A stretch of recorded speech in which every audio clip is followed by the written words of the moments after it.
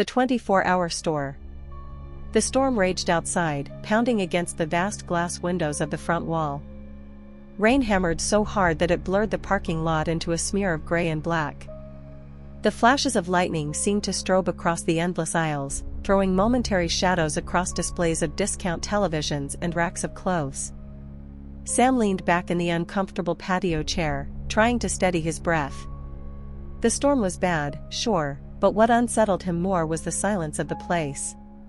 "Doesn't it seem weird to anyone else?" he asked finally. "What?" Lena mumbled, pulling the hood of her sweatshirt over her head. "That it's completely empty. I mean, it's a Walmart. 24 hours, right? There should be at least one cashier. Maybe some guy mopping the floor. But it's just," he gestured vaguely to the fluorescent-lit emptiness around them. Marcus chuckled. "Bro, relax. It's like tornado weather. Of course no one's out shopping for socks right now." Rachel tilted her head, listening. "Even so.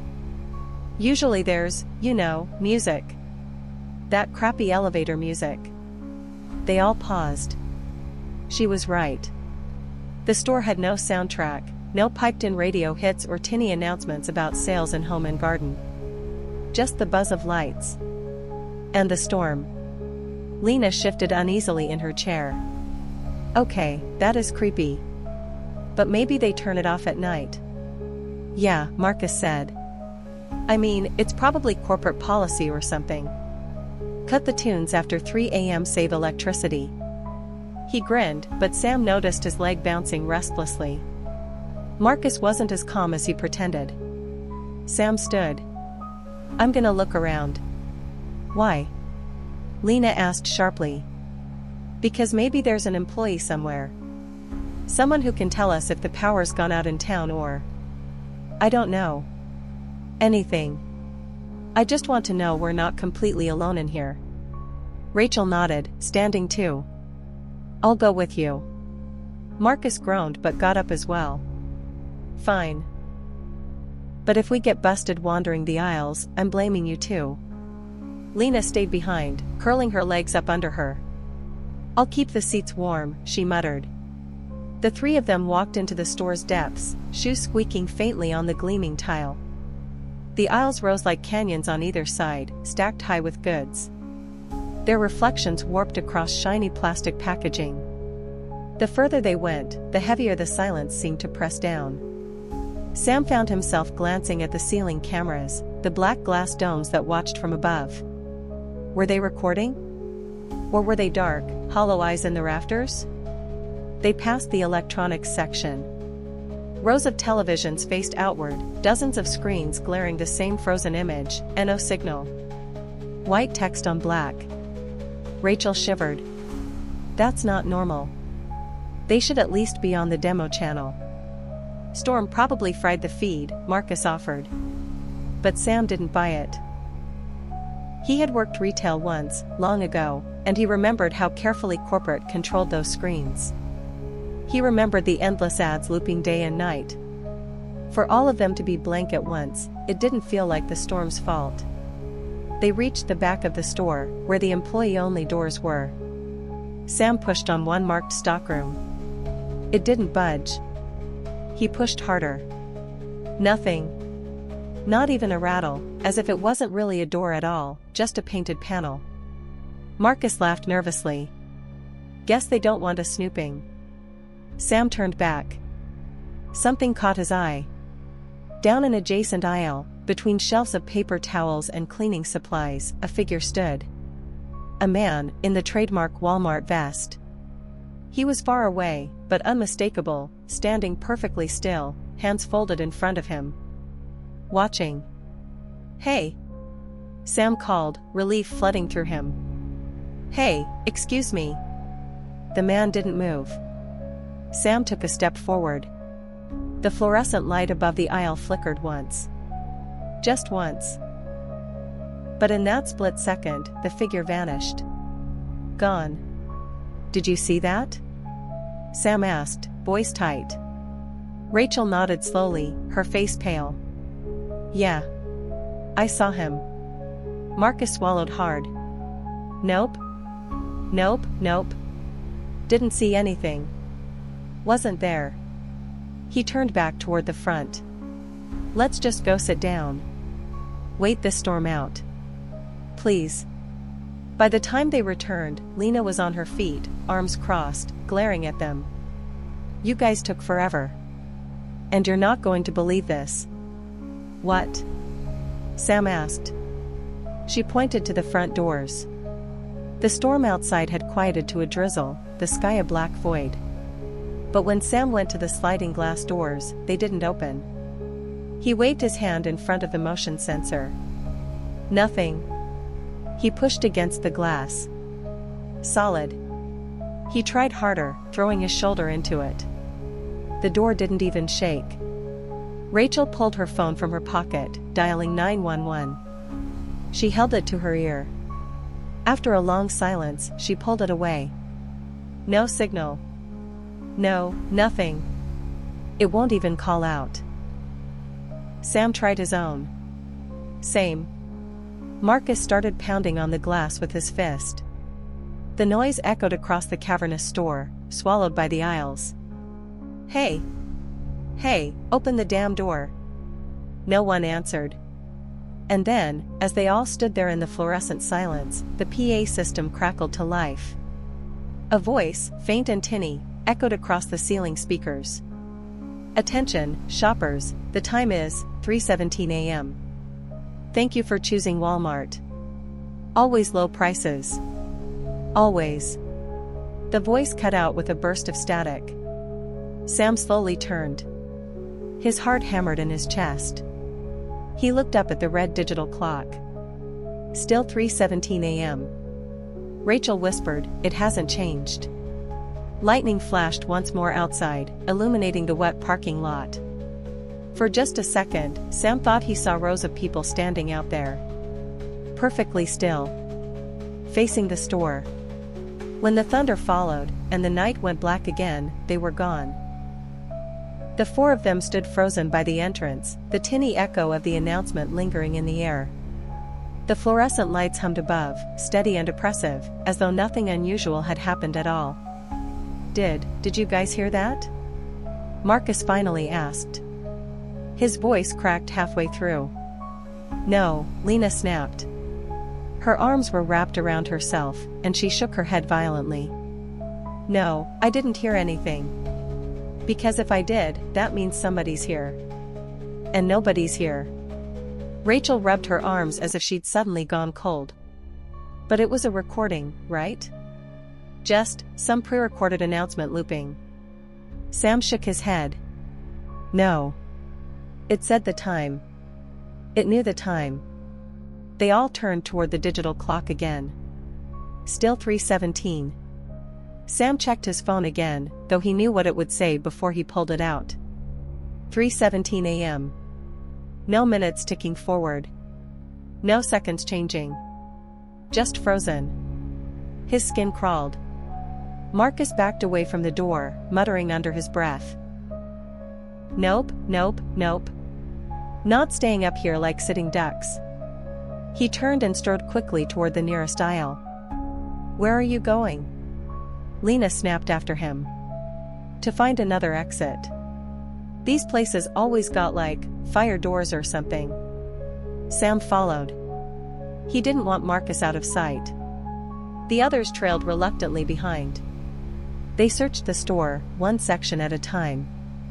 The aisle stretched on, but every exit door they found was locked tight, fused to the frame like it was part of the wall.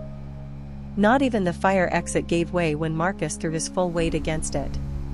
God damn it, he shouted, punching the red crash bar until his knuckles split. Stop. Rachel hissed, grabbing his arm. You're gonna hurt yourself. He shook her off, chest heaving.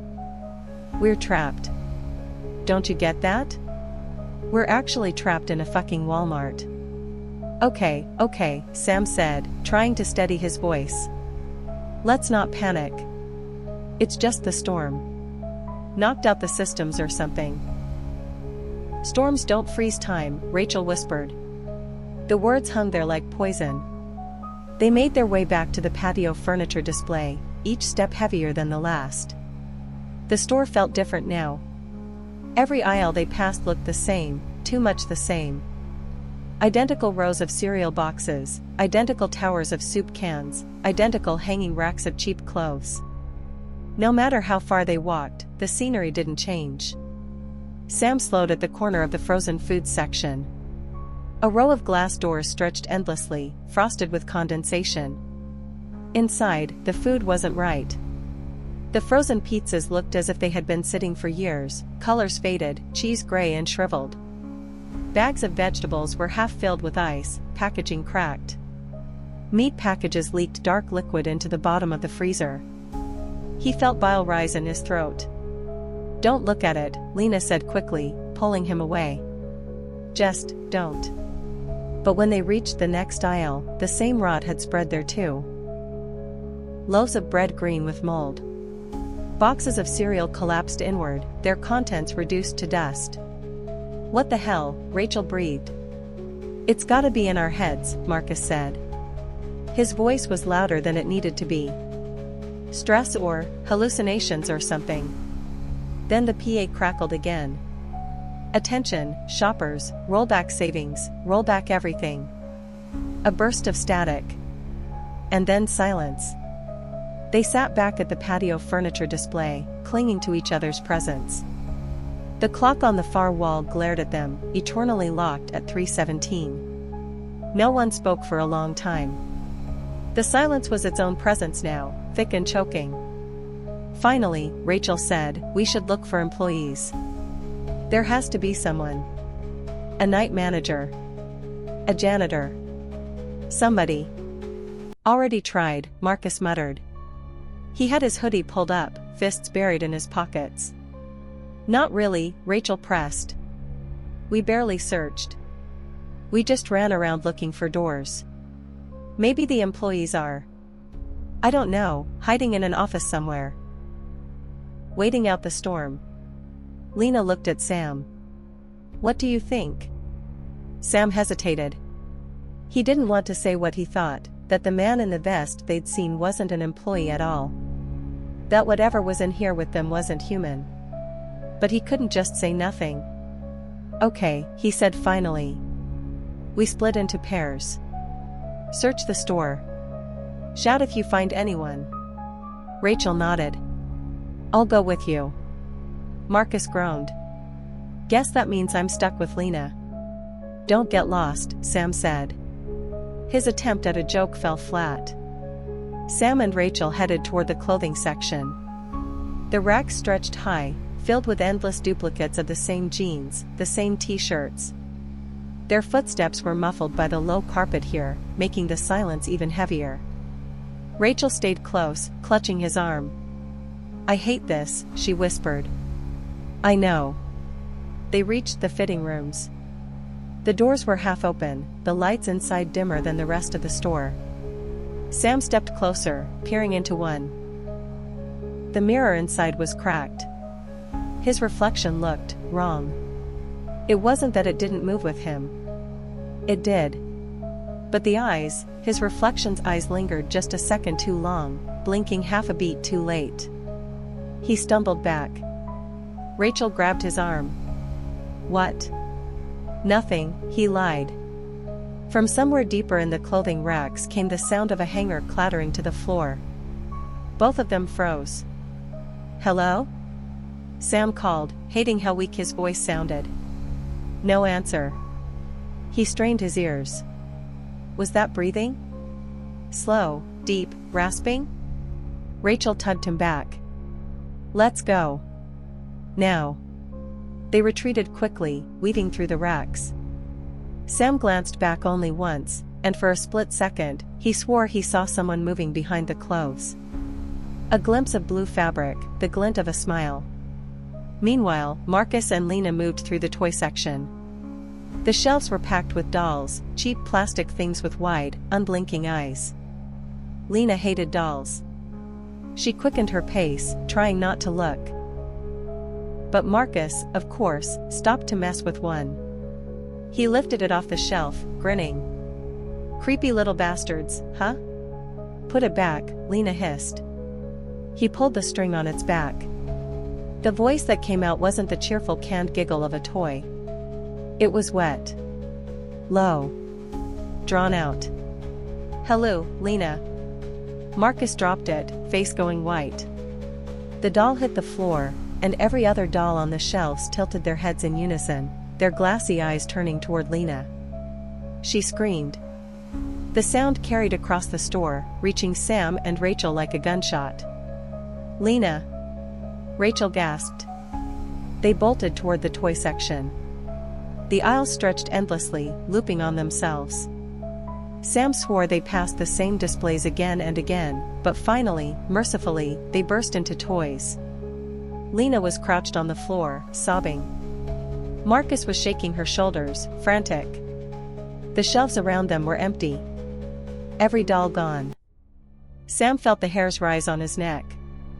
We have to move. Rachel helped Lena up, whispering soothing nonsense. They began walking back toward the furniture display. Halfway there, the PA crackled again. Attention, shoppers, clean up on aisle 7. The voice was smiling. Sam's stomach dropped. They all turned slowly. The sign above the aisle nearest them read, 7. And at the far end of it, just barely visible under the flickering fluorescent light, something was standing. Something tall. Something smiling. The figure at the end of aisle 7 didn't move. It stood as if waiting, its outline hazy in the flickering light. At first glance, it looked like an employee, the navy vest, the khaki pants, the posture of someone who had spent too many years standing at a register. But the face. Even from this distance, the grin was visible. Stretched wide, impossibly wide, teeth too many, too bright under the buzzing light. Marcus swore under his breath. Nope. Absolutely not. That's... The lights over aisle 7 went out. All of them. The aisle was swallowed in darkness. Then, one by one, the fluorescent bulbs snapped back on, cascading toward them in a wave. The figure was closer. Halfway down the aisle now. Sam's breath caught. His legs locked in place, every muscle screaming to run but refusing to obey. Rachel grabbed his arm, trembling. Sam. The lights flickered again. Back on. Closer. Now the figure was only a few yards away. Its grin split its face like a wound. Its name tag read, "How can I help you?" in perfect block letters, no name beneath it. The PA system crackled. Attention, shoppers, the voice sang. Assistance is on the way. The figure moved. Not a walk. Not a run. It slid forward, feet gliding across the floor, jerking in unnatural bursts as if someone were skipping frames in a video. Lena screamed. That broke the spell. Run! Sam shouted. They bolted, shoes slapping the tile, the sound ricocheting off the aisles. Sam risked a glance back. The figure wasn't chasing in any way he understood. It simply appeared, closer each time the lights flickered. Aisle to aisle, shelf to shelf, the grin never wavering.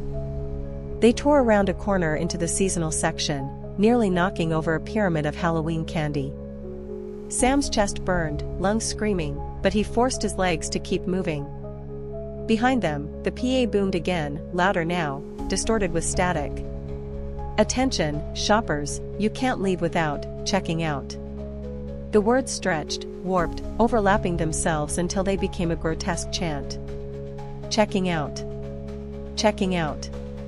Checking out. They reached the furniture display at last, collapsing into the circle of patio chairs as if it were some kind of safe zone. For a moment, the light stabilized. The store hummed with its usual fluorescent monotony. But none of them could breathe normally. Lena sobbed into her hands, Rachel rubbed her back in quick, frantic circles, Marcus paced like a caged animal, and Sam stared into the endless aisles, waiting for the lights to betray them again. Minutes passed. Or maybe no time at all. The red digital clock still read, 3:17 a.m. Sam's throat was dry. His heart still thudded like a hammer. But beneath the fear, something colder was settling into him, a realization he didn't want to voice. The store wasn't empty. It had never been empty. And whatever was inside with them was only just getting started. For a long while, no one spoke. The four of them sat among the plastic chairs and patio umbrellas, their little camp of fake furniture feeling more fragile by the second. The fluorescent lights buzzed overhead, steady now, as if mocking the idea that anything unusual had just happened. Sam couldn't get the grin out of his head. Those teeth. That impossible smile. Rachel finally broke the silence. It wanted us to see it. Marcus stopped pacing. Don't say that. It could have just stayed back there, she went on, her voice trembling. But it didn't. It wanted us to know it was here. It's not it, Marcus snapped. His voice cracked. It's a guy. A crazy guy. That's all. Did that look like a guy to you? Lena hissed. She was still crying, her mascara streaked down her cheeks. Did any of that look human? Marcus opened his mouth to argue, but no words came. Sam stood, unable to sit still any longer. We can't just stay here. Where do you suggest we go? Marcus shot back. Every door's locked. The whole store's a goddamn maze. And he jabbed a finger toward the aisles. That thing is out there. Not just one, Rachel whispered. They all turned to her. She stared at the floor, hugging her knees to her chest. When we were running, I thought I saw more shapes moving in the aisles. Smiling. The fluorescent lights flickered once, briefly. All of them froze.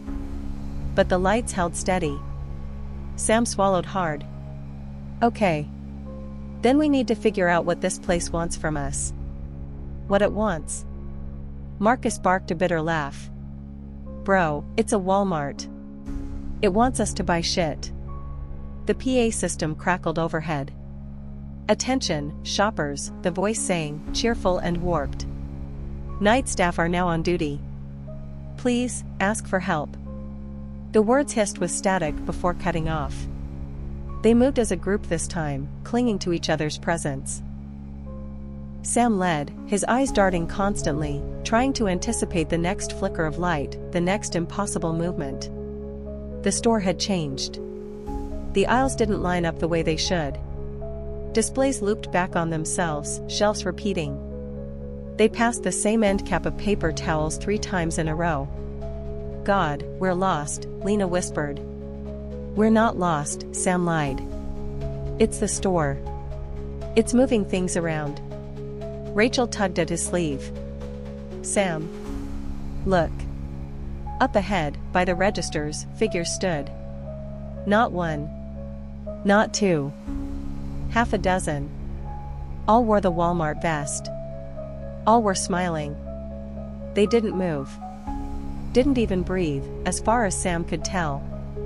They just stood there in a row, blocking the way to the exit, grins shining under the lights.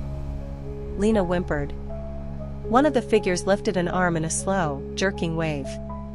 Can I help you find something? It called, the words breaking apart like a scratched CD. Another spoke, voice identical. Can I help you find something? The others joined, overlapping, repeating the same phrase again and again until it became a hideous chant. Can I help you find something? Can I help you find something? Can I help you? Sam stumbled back. Go. Now.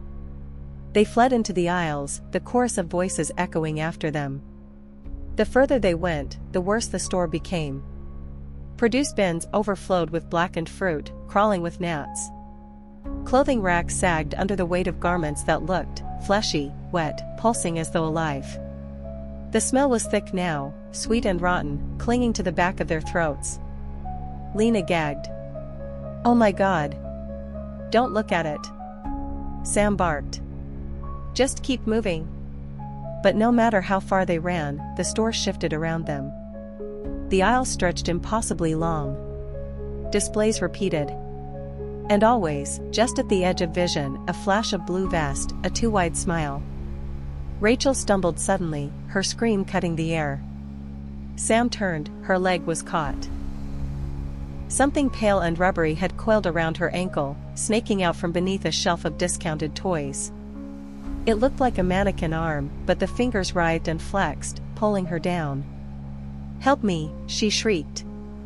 Sam and Marcus grabbed her arms, yanking. Lena kicked at the thing, sobbing. The rubbery hand screeched, not like plastic, but like metal grinding, and let go, slithering back beneath the shelf.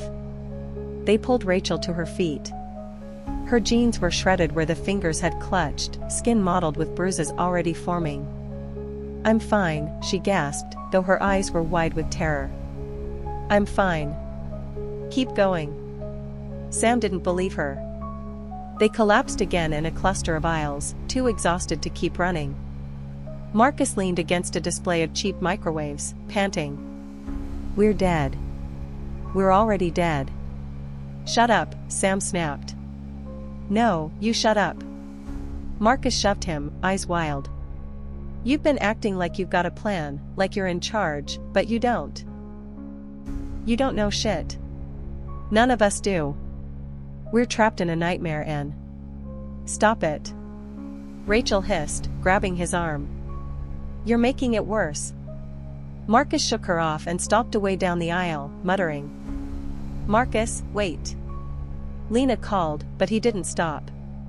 Sam pushed after him. "Don't go off alone." But when he rounded the end cap, Marcus was gone. The aisle stretched empty, fluorescent lights buzzing. Sam's stomach dropped. "Marcus?" he called, voice shaking. No answer. Then the PA clicked on. "Attention, shoppers, Associate Marcus is needed at checkout." Associate Marcus, to checkout. The others caught up, pale and trembling. "Where is he?" Lena whispered. Sam couldn't answer. He looked down the endless aisle, at the shelves that seemed to close in tighter the longer he stared, and knew only one thing. Marcus wasn't coming back. Marcus was gone. The three of them stood frozen in the humming fluorescent light, staring down the aisle where he had just been. Nothing remained. No footprints, no sign of struggle. Just neat rows of products stretching endlessly. Maybe he found another section," Lena whispered, clinging to Rachel's arm. Sam shook his head. His throat was dry, his voice barely working. "You heard the announcement. They took him."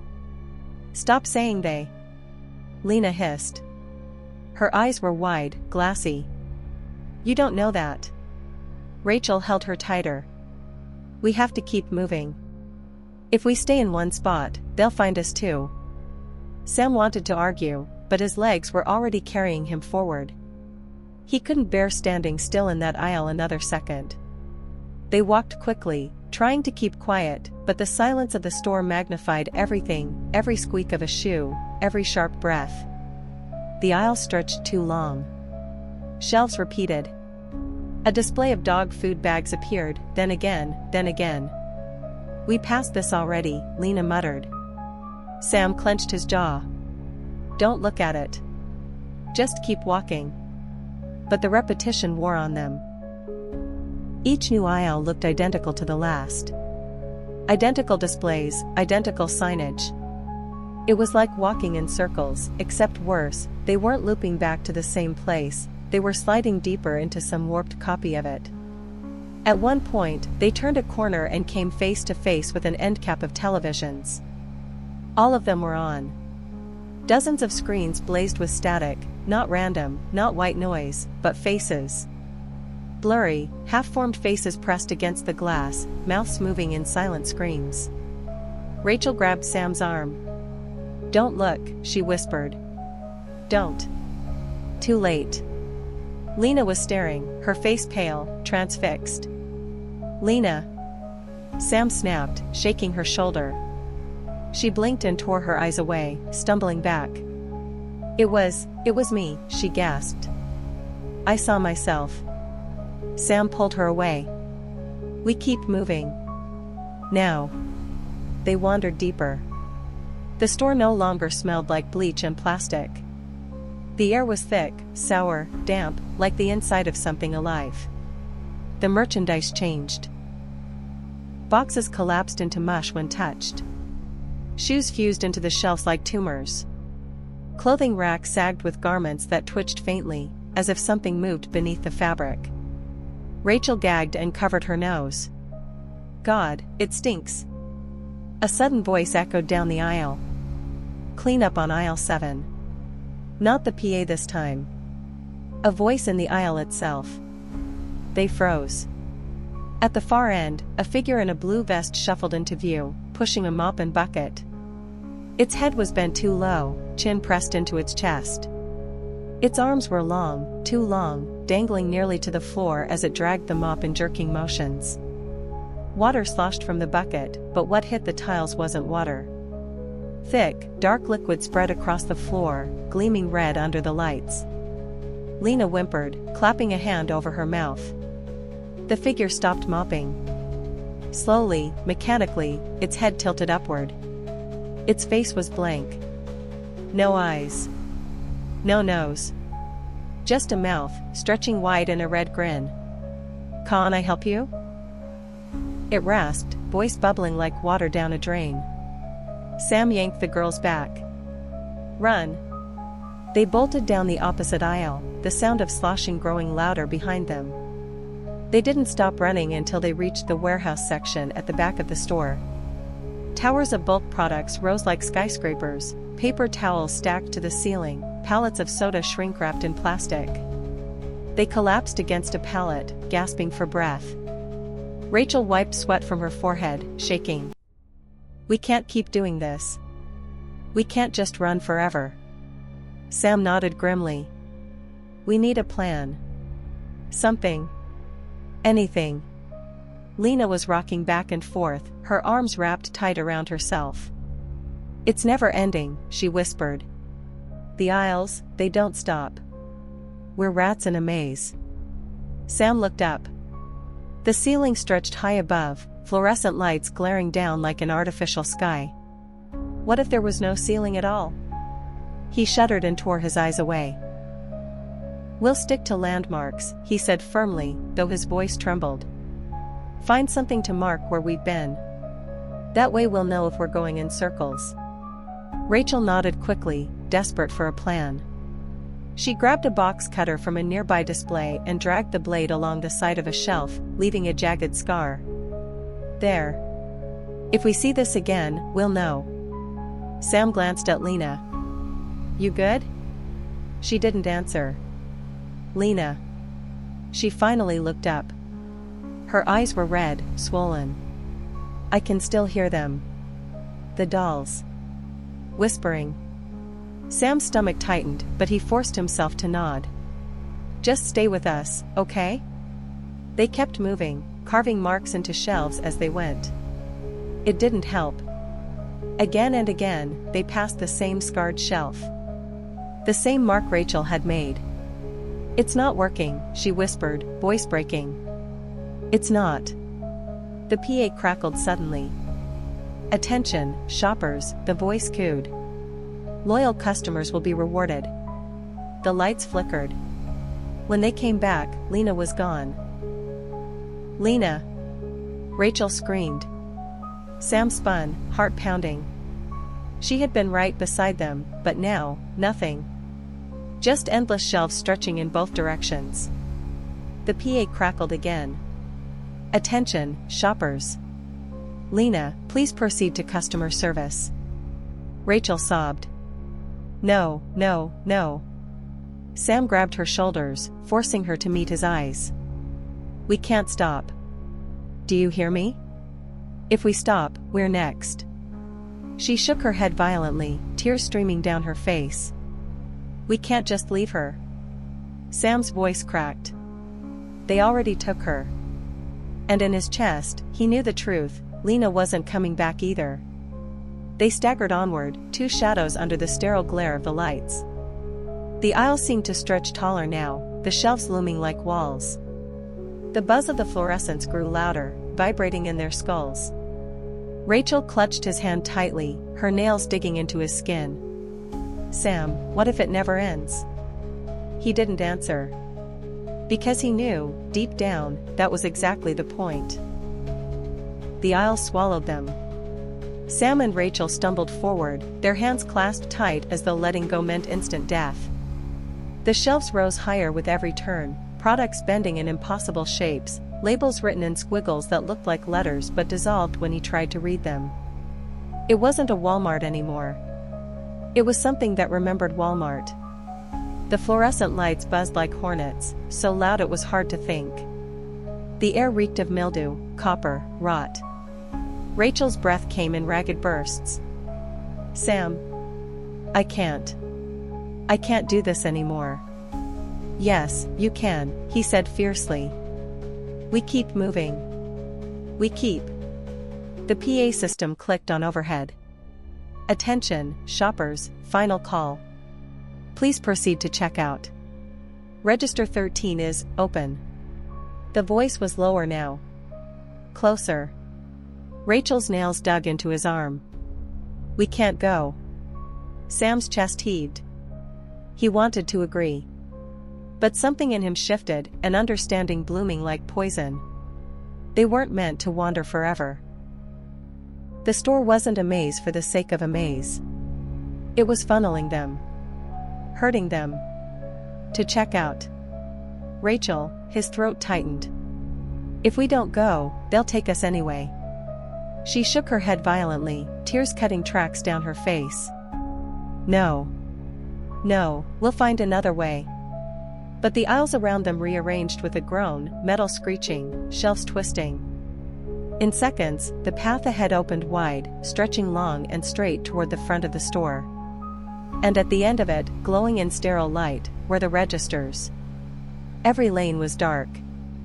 Except one. Register 13. The little number sign above it flickered, buzzing. The conveyor belt gleamed wetly, as if something had been butchered there. And behind the counter stood a cashier. Its vest was crisp. Its hair was neatly combed. Its smile was wide enough to split its cheeks. Sam couldn't breathe. Rachel whimpered. Don't make me. The PA clicked again, and this time the voice was so loud it rattled the shelves. Attention, shoppers. Your transaction is required. The cashier raised one arm and beckoned. They walked. Not because they wanted to. Because the aisles pressed behind them, narrowing, shoving them forward. Sam's legs moved like they belonged to someone else. Each step closer to Register 13 was a step away from reality. The cashier's grin never wavered. Its eyes were black pits, endless, but fixed on them with inescapable attention. Welcome, it said brightly as they reached the counter. Its voice was perfectly cheerful, perfectly wrong. Did you find everything you were looking for today? Rachel sobbed. Sam's mouth was so dry he couldn't answer. The cashier tilted its head. No? Its grin widened further, stretching skin until it cracked. Then let's see what you brought. The conveyor belt groaned to life. Sam and Rachel jolted as their belongings slammed down onto it, though neither of them had carried anything. Sam's wallet. His phone. A box cutter stained with blood he didn't remember using. Rachel's necklace. Her shoes. A torn scrap of Lena's hoodie. The items moved forward by themselves, sliding under the red beam of the scanner. Each one beeped as it passed. With every beep, the lights flickered. The air grew heavier. Rachel shook her head. Please. Please, I don't want this. The cashier ignored her. Its hands moved with mechanical precision, bagging items into endless white plastic bags that seemed to fill with something far heavier than what had gone in. When the last item beeped, the cashier looked up. Your total is, it paused, grinning. Everything. Sam's knees buckled. The cashier extended its hand. Its fingers were long, jointed wrong, twitching as though hungry. Payment required. Rachel clung to Sam, sobbing. Don't let it take us. Please, Sam, don't. Sam's chest burned. His mind screamed at him to run, to fight, but he knew there was no running. No fighting. The store had led them here. There was only one way out. He swallowed hard and forced the words out. Take me. Rachel's head whipped toward him. No. Sam squeezed her hand one last time. His heart shattered at the look on her face, but he couldn't stop. Take me. Let her go. The cashier's grin split wider, its head tilting with an audible crack. Approved. Its hand shot forward, impossibly fast, gripping Sam's chest. He screamed as something cold and burning ripped through him, pulling not his body but his self, his thoughts, his soul, his everything, out through his ribs. His last sight was Rachel's face, twisted in horror, before the fluorescent light consumed him. Rachel collapsed to the floor. The cashier stood tall behind the counter, clutching nothing in its long fingers. Sam was gone. Thank you for shopping, it said cheerfully. Please come again. The registers around them all flickered to life at once. Every lane blazed open, conveyor belts whirring, scanners beeping. Behind each one stood a smiling cashier. Dozens of them.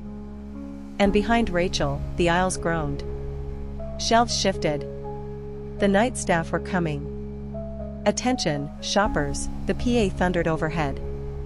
Rachel, please proceed to checkout. She screamed. And the store swallowed her.